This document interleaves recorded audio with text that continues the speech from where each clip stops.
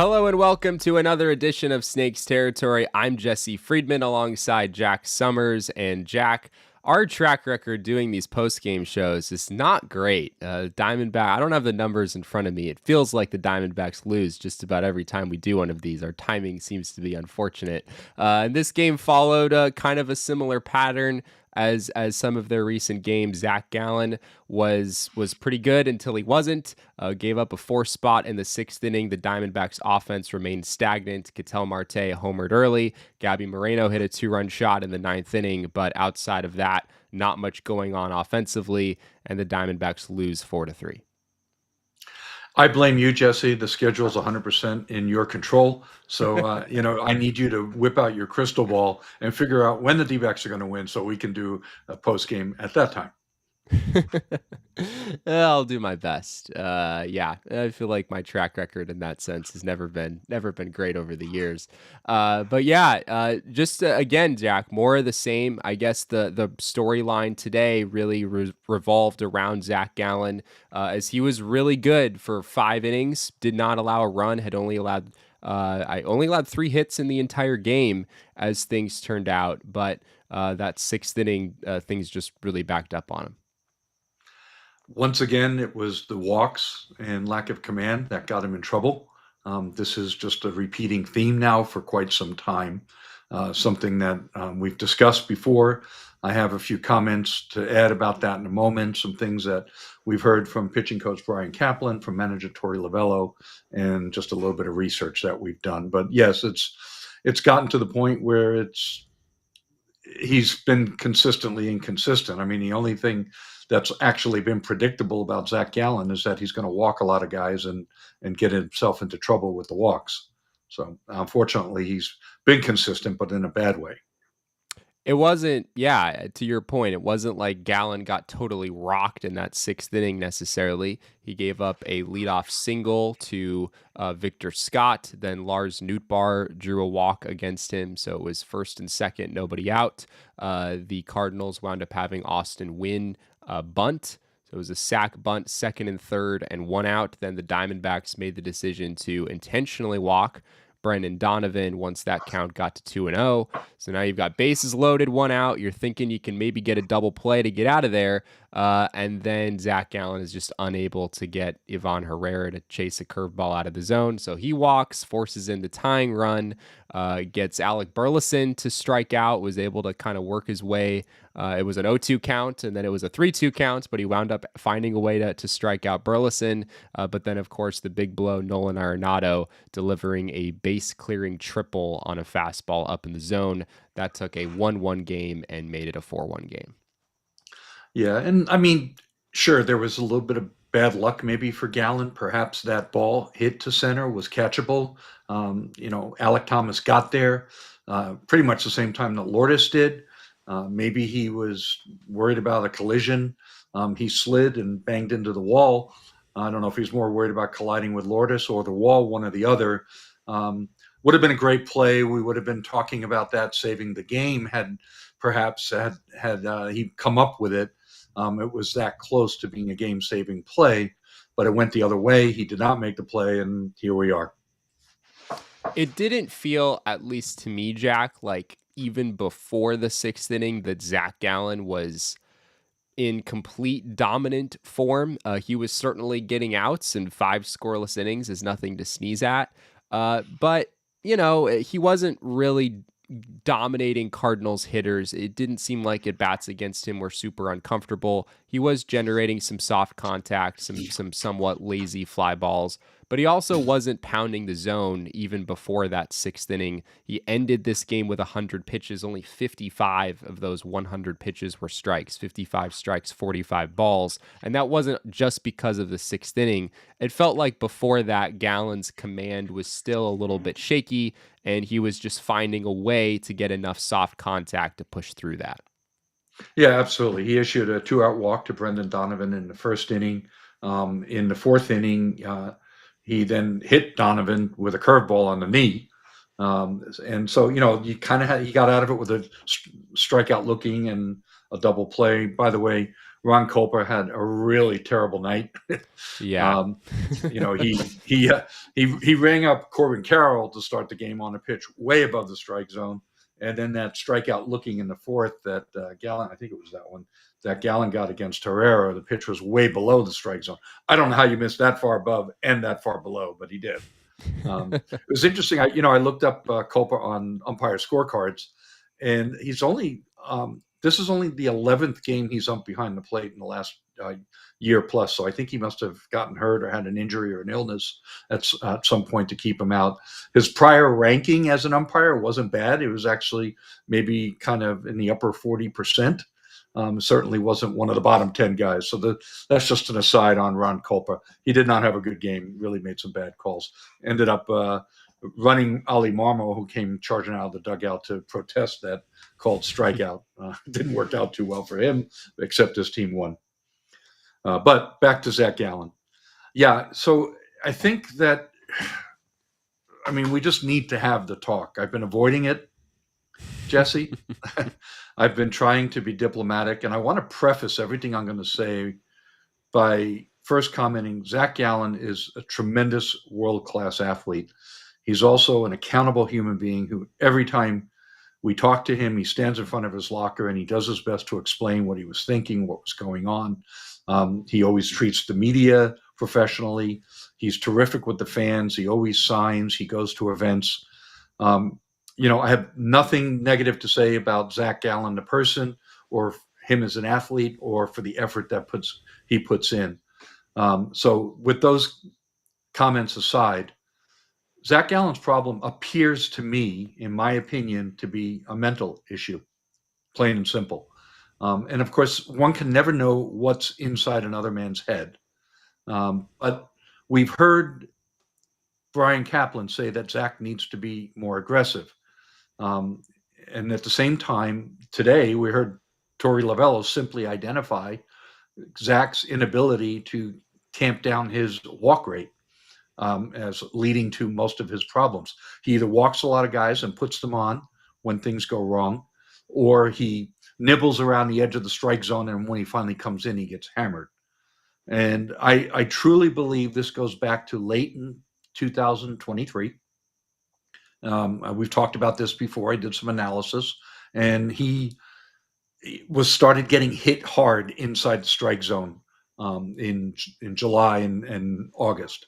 And his willingness to then come into the strike zone and the amount of pitches that he missed outside the shadow zone, he just started missing a lot in August of 23. And that trend has continued, and his walk rate has spiked. And with it, it's dragged his ERA up. It's just that simple. Over his last 54 regular season starts, he now has a 4.20 ERA. Zac Gallen, the ace pitcher, is well in the rearview mirror, and we see his abilities to dominate a lineup or to cruise for 4, 5, 6 innings at a time from time to time. The ability is still there, but he starts nibbling and nibbling and nibbling and nibbling. And it's just, I'm going to say nibbling again. That's how annoying it is to watch. So I'm going to be equally annoying in how I verbalize it. It's just getting painful to watch time after time, start after start. This uber talented pitcher nibble around the strike zone and get himself into trouble this way. It's really hard to watch. He's better than this. It's hard for me to identify for sure whether this is more mental, more physical. Brian Kaplan himself said he needs to be more aggressive, as you just mentioned, and that certainly seems like more of a mental thing than a physical thing, command issue, something like that. But yeah, the bottom line here is that Zac Gallen just hasn't been in the zone enough with quality strikes in particular. You look at his placement on his fastball tonight. There were a lot of wasted fastballs, and then there were also some fastballs in not great spots, which is just has kind of continued to be a trend for him.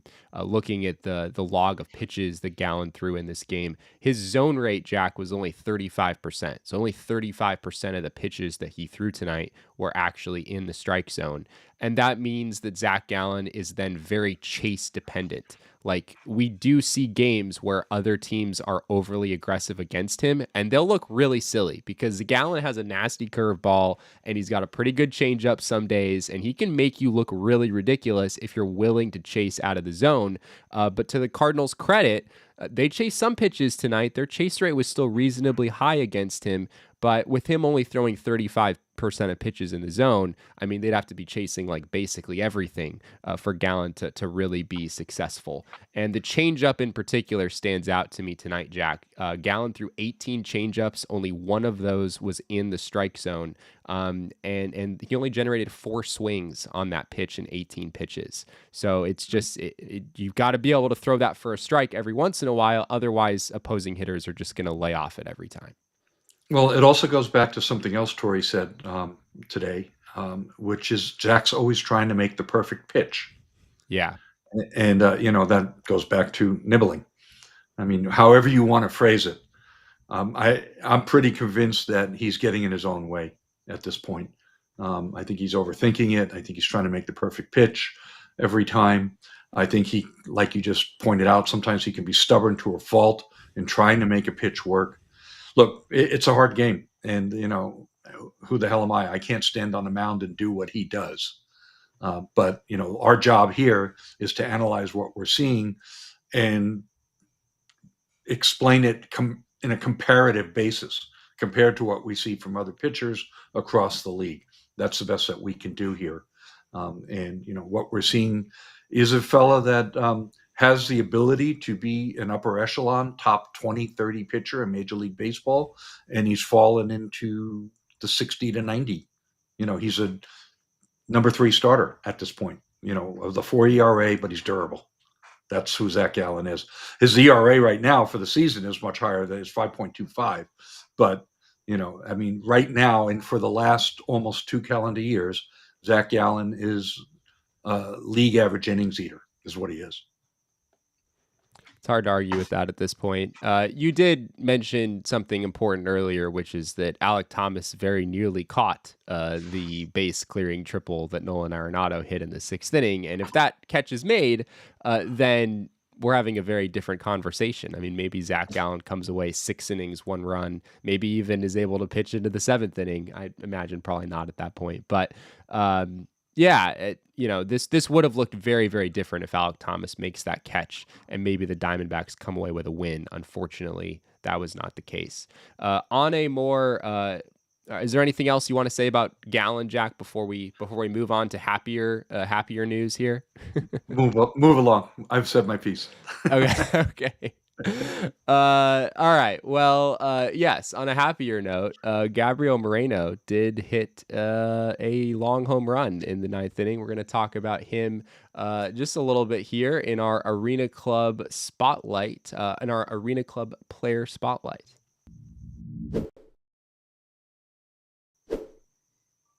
So, Jack, it wasn't all that long ago that you talked about how Gabby Moreno just isn't pulling the ball in the air anymore, and he's done a whole lot of that this week.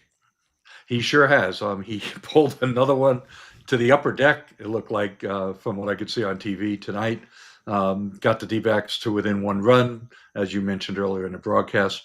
It really is amazing, to watch the player just all of a sudden turn it around. And it's a good reminder, too, and it humbles us in that things can change quickly in player performance and what they're doing. I mean, if we're going to pat ourselves on the back at all, like, okay, we identified something, or I identified something, fairly early on that he wasn't doing, that he used to at least be able to do, a modicum amount of the time. And here we go. He figured it out. So clearly, the hitting coaches and the front office data people were looking at the same things I was looking at, and however they addressed it. It's an interesting conversation to have next time I see him, and next time I get to speak with Joe Mather about what's changed for him. It's amazing just how much the lineup lengthens when Gabby Moreno is hitting this way. He's now hitting 271 with a 749 OPS. Obviously, he wasn't in the starting lineup for this game. Jose Herrera has sort of sort of turned into Zac Gallen's designated catcher, I guess. Moreno still caught the majority of Gallen's games at this point, but I think it's 5 starts with Herrera and then 6 with Moreno at this point.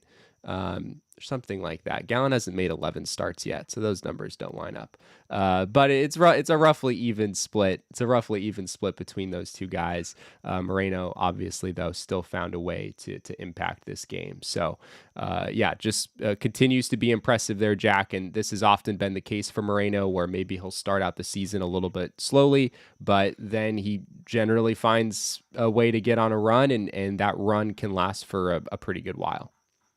Amazing that his WRC plus, weighted runs created plus, which is set to a scale of 100 being league average, he is now up to 110. So in other words, he's roughly been 10% better than the league average hitter. And that's for, top defensive catcher. In 2023, that number was 102. In 24, it was 107. And then 25, he came into the game 101, but it bounced all the way to 110 on one home run, the power of small sample size.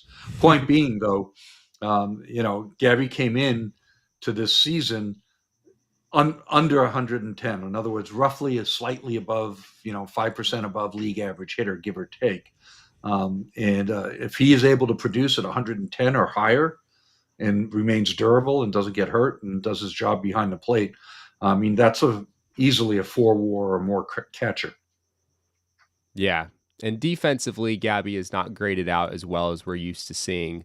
But you figure the talent is still in there, and that's still going to be an asset for him in the long run. It's always felt like there was maybe more in the tank for him offensively. Feels like we're kind of starting to see that. By the way, one thing that's interesting to note is Fangraphs includes pitch framing in their WAR metric, but Baseball Reference does not. You can find Baseball Reference's pitch framing in their catch and defensive metrics, but they made a decision not to include it in their WAR metric. So that, Gabby's rating above average in framing, but below average in base stealing this year. So, if you see a difference in their WAR metrics between the two websites, that's why. Everyone was wondering that, Jack. So I'm glad. Yes, I'm sure glad they were. Obsessing over it. People were really concerned, so I'm glad we addressed that. Well, there you have it. Gabby Moreno is the subject of our first ever Arena Club player spotlight, and deservedly so for sure. But yes, speaking of our friends at Arena Club, let's check out the slab pack that we ripped from our club, as I was muted for a second, but now I'm back. Our slab pack is being opened here. You can see it if you're joining us on YouTube. And we pulled Colton Cowser, Jack. Colton Cowser, I guess this feels somewhat fitting to pull Colton Cowser on the same day that Zac Gallen started, because Colton Cowser apparently is also nicknamed the Milkman, and so there's sort of the controversy of like who the real Milkman is. So, well, hopefully Zac can reclaim that title as the best Milkman. see if he's able to do that. Of course, you can use the buyback program from Arena Club to get Gabby Moreno's card if you wanted to do that. If you didn't want Colton Cowser, you wanted Gabby Moreno instead. Right now, you can get 20% off your first slab pack or card purchase by going to arenaclub.com/foul and use code FOUL. That's arenaclub.com/foul. Code FOUL for 20% off your first purchase.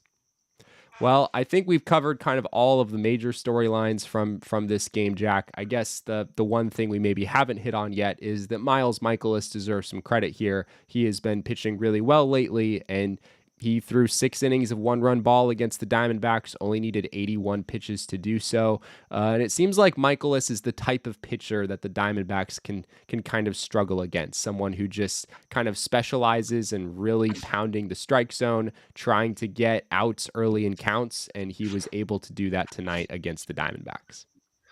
Yeah, I kind of commented before the game on X whether or not the Dodgers pitching staff maybe knocked the D-backs into a slump, but their issues, actually, they've become so home run dependent that it really predates tonight's game. Michaelis was great. I mean, he's been having he's a good pitcher on a good run. I think he had a rough start to begin the year, but I believe after April 6th, he's not allowed more than 3 runs in any game. So, when he's on a roll, he can be a very, very effective pitcher. But of the Diamondbacks' last 17 runs scored, that goes back to their 1-0 victory against the Rockies on last Sunday when Ketel Marte hit the home run for the only run of the game. Then they scored 6 runs off home runs out of 9 against the Dodgers on Monday. All 3 of their runs on Tuesday came off home runs, and their lone run on Wednesday came on a home run, and all 3 of their runs today came on home runs. That's 14 out of 17 of their runs have come via the home run. That's a little too home run dependent for a team like the Diamondbacks that are built on making contact, getting on base, running the bases well, moving runners along with sacrifice bunts, sac flies. I mean, they're supposed to be a multifaceted, varied offense, and they've been anything but for the last week or so. It could be just a stretch. It's hard. I'm not saying this is a trend, but the one trend that we talked about last show is they've been struggling this year with runners in scoring position. I will be revisiting that. I've been doing some research and digging on it. And it's just really interesting to see the same players that were lights out with runners in scoring position last year are struggling this year. But there's some stuff under the hood behind it and why they're struggling. It's not just batted ball luck. So anyway, I'll be getting back to everyone on that very soon. Yeah, had Gabby Moreno not hit the home run in the 9th inning today, I think this would have been the 3rd game in the past week where the Diamondbacks scored 1 run and it was a Ketel Marte homer. Right, that happened. That happened on Sunday against the Rockies. It happened in the 2nd game of the Dodgers series, and then it would have happened today as well. So yeah, that is no way to build an offense. The Diamondbacks, certainly they're a team that can hit some home runs. That's an asset for them, but you don't want to be nearly as reliant on that as they've been here in recent days. Another subject I'm interested in talking about here, Jack, is the playing time split in center field. Alek Thomas, his offense has kind of dropped off a little bit in recent days, and Tim Tawa defensively has looked a whole lot better in center field than at least I expected him to right off the bat. And it's created a situation where it's like, all right, if the defense is pretty comparable and Tim Tawa is hitting better right now, maybe Tawa should start getting some starts against right-handed pitchers. We're going to jump into that topic on the other side of this break, but first, a few words from the guys over at Foul Territory. FT fam, let's talk about the HOF app. If you're into parlays, but sometimes you're missing the mark more than you would like to, can I introduce you to some serious analytics on an app that is easy to read and comprehend? And I'm sitting next to a man who knows how to place a parlay. Yeah, and the biggest thing is breaking down a parlay with this Hall of Fame app. There's the situations that you'll find easier to do. It's very helpful in understanding. And if you like, gambling, sometimes this is really good to know. So get on there, get on that Hall of Fame app and check it out. Yeah, this is info that will help you, okay? With a 4.9 rating in the App Store and over 6,000 5-star reviews, safe to say that HOF has already helped a lot of people bet smarter. For a limited time only, FT listeners can get a 7-day free trial and 50% off their first month when they use code FOUL at checkout. Download the HOF app on iOS or Android. Enter code FOUL and you're all set. So, Jack, Tim Tawa, after doubling toward the end of this game, was hitting 247, a 785 OPS for the season. And it's a really small sample, but his defensive metrics in center field actually are slightly better than Alek Thomas at this point. Defensive metrics aside, I mean, he's passing the eyeball test. The roots look good. He gets to the ball quickly. He's athletic. He's fast. And he never looks hurried or out of sorts or unsure of what to do.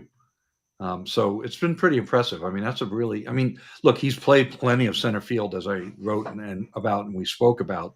It's not like this is his first rodeo playing center. He's played quite a bit. He just hadn't recently, and he hadn't at the big league level. But He's already shown that he's more than capable of doing so. It's notable that all 5 of his home runs have come against right-handed pitching.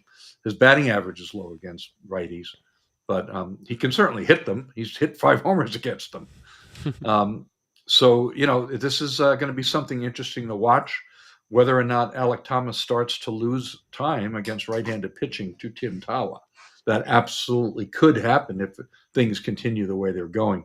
It's notable that coming into today, over his last 11 games, Jake McCarthy was hitting 182 in Reno after a hot start, and his numbers had dipped quite a bit. So he's not doing what he needs to do to play his way back to the majors. So I don't expect Thomas to be replaced on the roster anytime soon, for sure. But I do see a scenario in the very near future where he could start to lose a lot more playing time. I think a big part of this discussion is not just how good Tawa has looked in center field in these limited opportunities, but how Alek Thomas has sort of regressed a little bit defensively, Jack. At least that's what the eye test says for me, and it's what the underlying stats say as well. You look at Alek Thomas's sprint speed over on StatCast, and granted, these numbers are taken from running the bases, not from running around in the outfield, but you certainly figure they're connected. Thomas's sprint speed was in the 87th percentile back in 2023, and it's been in the upper 60s each of the past 2 seasons. I kind of figured that maybe that was just the hamstring injury last year. I wasn't so shocked that when he came back from that, it looked like he was moving a little more slowly in the outfield. But this year, his sprint speed numbers look pretty much the same as they did a year ago. And it just feels like 2 years ago, in 2023, and when he first came up in 2022, we were having pretty regular conversations about how exceptional Alek Thomas was in center field, and how even if you're taking a hit offensively in certain situations, like he is just so much better out there than anyone else on this roster, you're willing to kind of compromise and go with him anyway.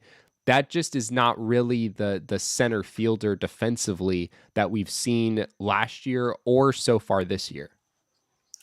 That's absolutely, true, everything that you just said. I mean, I can't disagree with any of it. I still think that, he's an accomplished defensive center fielder, numbers notwithstanding. Yeah. But like you said, is the difference between him and Tawa now all that great, if any at all? Throw out the numbers. It's too small a sample. Sure. But from what we're watching on the field, does anybody really feel less comfortable watching Tim Tawa go after a ball compared to Alek Thomas? So far, not yet. Now, sooner or later, Tawa is going to have a misplay in center field. Whether it's a one-off or they come in bunches remains to be seen. So, I mean, we still need to see more.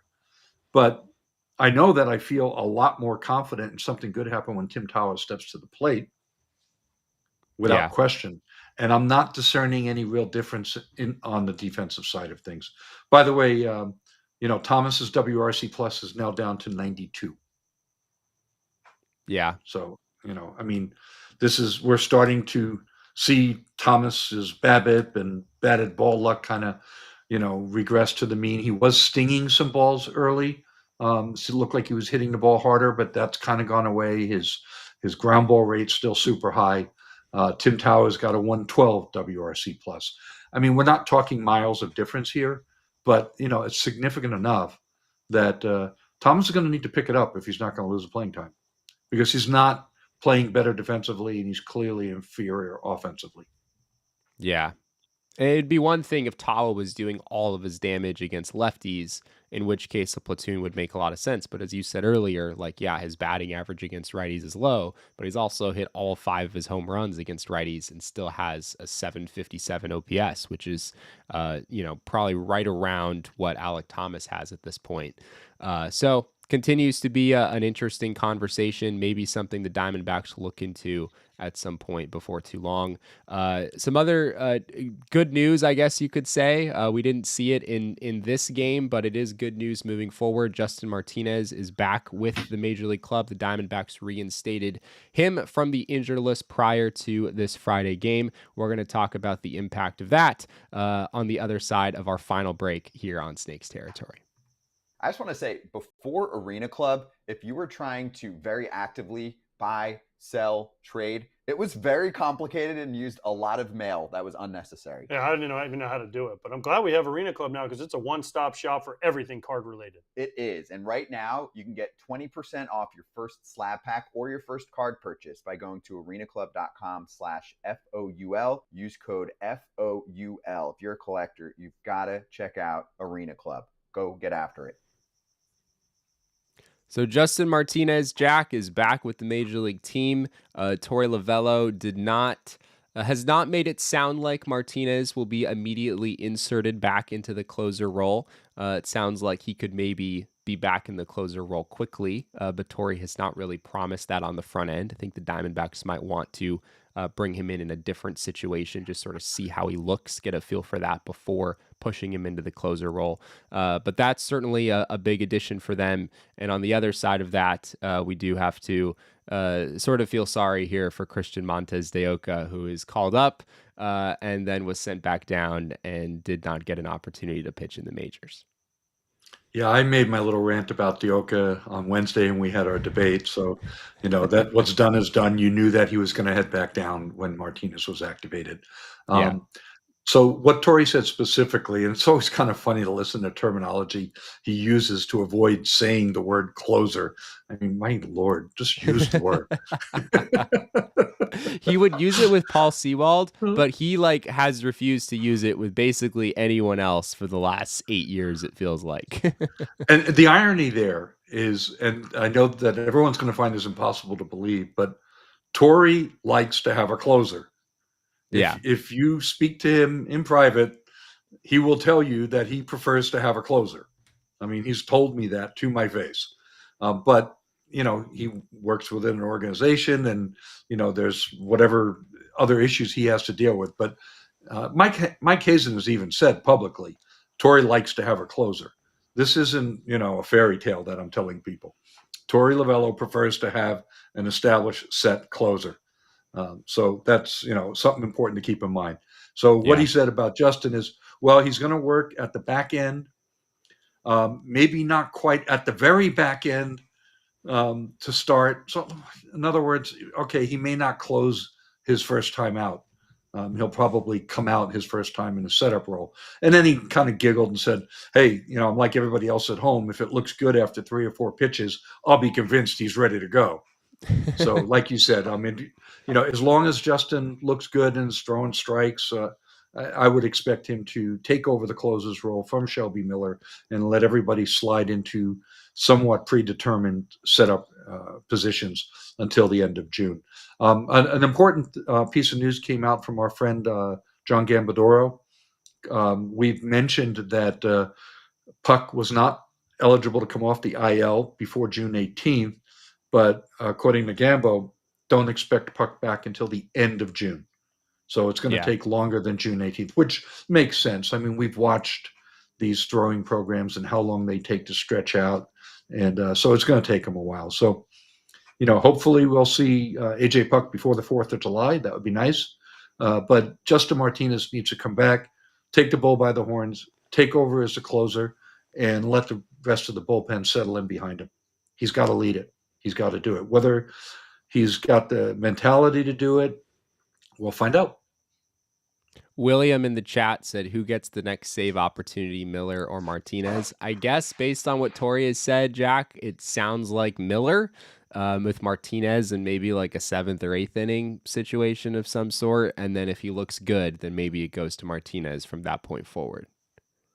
That's the way Torey made it sound. He did also add, though, that he was going to circle back and talk to his coaches and yada, yada. So, they may change their mind. I mean, he said that at 2:30, 3 o'clock this afternoon, Arizona time, and then he was going to go back and talk to his coaches again about the whole thing. So who knows? They could easily change their mind. I'm not getting married to any position here. The main issue is that Martinez needs to do it. He needs to take over. He needs to be that guy. Well, the Diamondbacks have 2 more games this weekend against the St. Louis Cardinals. We have the pitching matchups here on the screen. It's Kelly against Liberatore on Saturday. 2 guys who both went to high schools in Arizona, which is kind of cool. Brandon Pfaadt against Sonny Gray on Sunday. We've updated these numbers from our last show. The Cardinals are now 28-23, and the Diamondbacks at Busch Stadium all time are now 32-57 instead of 32-56. That continues to move in the wrong direction. But Jack, D-backs have never played well in this ballpark. You feel like you're kind of just trying to avoid a sweep, and maybe that's the best thing D-backs fans can hope for at this point. I don't know. Maybe they need a Road City Connect purple or something, so that they can like get stop being afraid of seeing the red. I don't know what it is. By the way, I want to give a quick shout out to Ivan in the chat. When I was talking about, maybe it's not quite a trend yet with the home runs, he says, has it not been a trend lately? Look forward to the insight. So I'll do some research on that. I don't really have an exact answer for you today. I don't want to go off half-cocked there. It might be a good call out on your part, so I need to look into that a little bit more, and we will circle back. I think he was maybe referring to your insight on the Diamondbacks with runners in scoring position, some of the research that you were talking about before with that. Maybe he was talking about the trend with home runs. Whatever it is, Ivan's just a big fan of your insight, Jack. So, well, I'll do my best to not disappoint him.